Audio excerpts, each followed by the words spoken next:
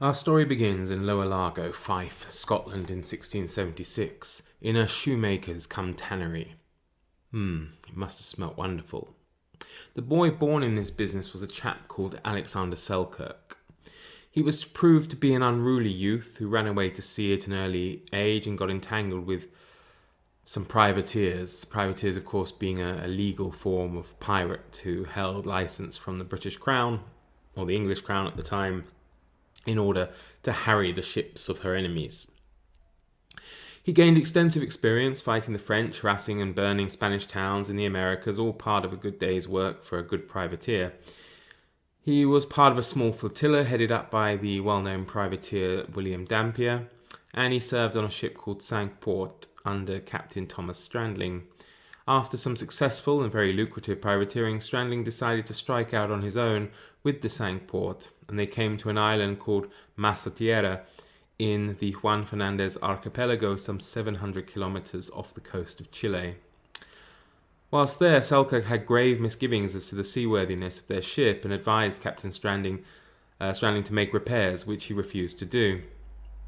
To allay Selkirk's fear, Strandling left him on the island, put him ashore, marooned him, as you will. If you hadn't guessed by now, Alexander Selkirk was a big inspiration for Daniel Defoe's castaway classic, Robinson Crusoe. Hello and welcome to Book Time with Elvis with me, Mark, and welcome to another episode of Beyond the Book. So, Selkirk was to be left on the island. He was left with a musket, a hatchet, a small knife, a cooking pot, a Bible, bedding, and some clothes. He begged Strandling to let him back on the ship. However, Strandling refused. As it happened, though, Selkirk was to be proved right. The ship, Port Cinque-Port, went down off the coast of Colombia. Strandling and some of the others did survive the sinking. However, they were now prisoners of the Spanish, so it seems to me that Selkirk probably got the better end of the deal. Initially, Selkirk remained close to the shoreline of the island, looking out for would-be rescuers.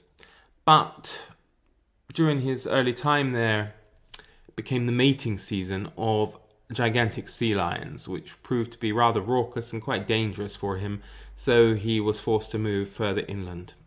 And life inland was to be a huge improvement on life by the shoreline, whereas before Selkirk found that he lived mostly on spiny lobsters, he now had access to feral goats, which of course provided him with meat and milk. And of course, owing to his tannery experience, the skins would prove to provide would clothe him basically. There was also a considerable amount of fruit and vegetables there. Several times, though, at nights he was attacked by rats, but after befriending the local feral cat population, this ceased to be a big problem. Now, I mentioned before he was able to use his tannery experience to make clothes. Other skills he learned, be it carpentry and that kind of thing, also helped him with building solid shelter,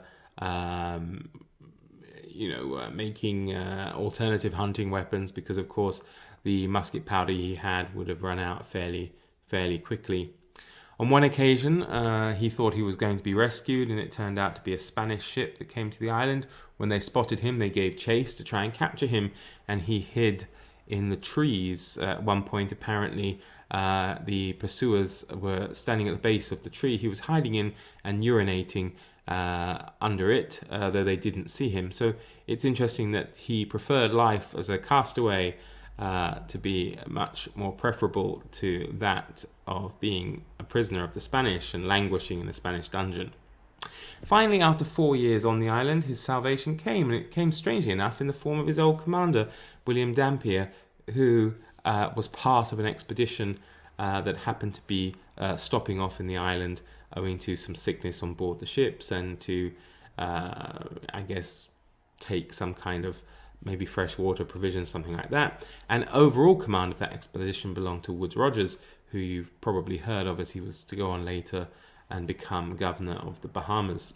Now, Rogers was very impressed with Selkirk's survival, and he jokingly referred to him as the governor of that particular island, and he decided to take, of course, Selkirk with him when they left.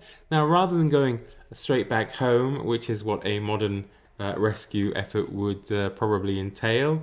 There was nothing of the sort, and Selkirk spent the next 4 years resuming his privateer career, rather lucrative and profitable privateering career at that. He did eventually, of course, go back to Britain, and his story was recounted in a book called A Voyage to the South Sea and Round the World by one of his fellow crewmates, Edward Cook, and he also became the subject of an essay from renowned essayist Richard Steele, who wrote an article about him. And of course, it was through such exposure that he came to the attention of Daniel Defoe. Now, people generally agree now that Robinson Crusoe is pretty much a composite of all different kind of experiences. So there were other inspirations, but we can probably say that Selkirk is the most famous of that. And we know that he was a big inspiration for Defoe, because the way he's illustrated in the first edition of the book and things is very similar to how Selkirk dressed himself, of course, with the goat skins and all that kind of stuff. So we do know that he was at least a major influence, although not the sole influence. And Defoe, was obviously being inspired by Selkirk's story and others, went on to publish a book, and of course that book, now referred to as just pretty much Robinson Crusoe, was published at the time with the extremely long title of The Life and Strange Surprising Adventures of Robinson Crusoe of York, Mariner, who lived 28 years all alone in an uninhabited island on the coast of America, near the mouth of the great river Orinoco, having been cast on shore by shipwreck, wherein all the men perished but himself, with an account how he was at last, as strangely delivered by pirates, written by himself.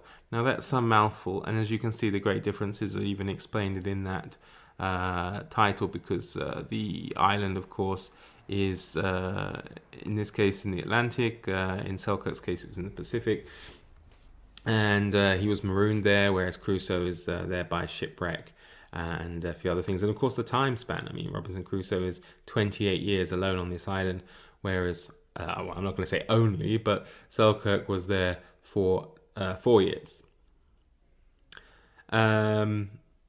So yeah, and this was published in 1719, and it's never been out of print.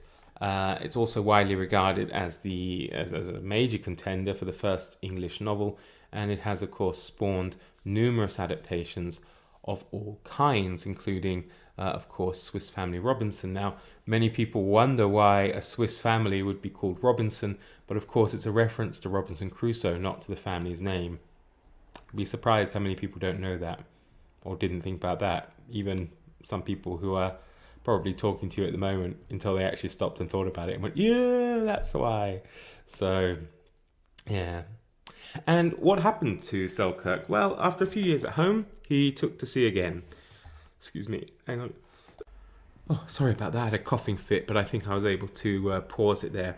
So what of Selkirk? Well, after a few years at home, he took to sea again, this time by becoming an officer in the Royal Navy. And he married in 1720 a widow in Plymouth. However, by the end of 1721, he was dead, and he died due to yellow fever, which he caught off the coast of Africa while on a patrol down there against pirates. And of course, owing to the normal practice at the time, his body was committed to the deep, as they say, or buried at sea. And what of the island that he was on? Well, of course, the island still exists, and it's known now as Robinson Crusoe Island. But what's really nice is that about 120 or so kilometers from that island, there is a smaller island, which is now known today as Alexander Selkirk Island. So there we go. That was Beyond the Book. Thank you so much for watching. Do take care, everybody, and I will see you all again soon. Bye for now.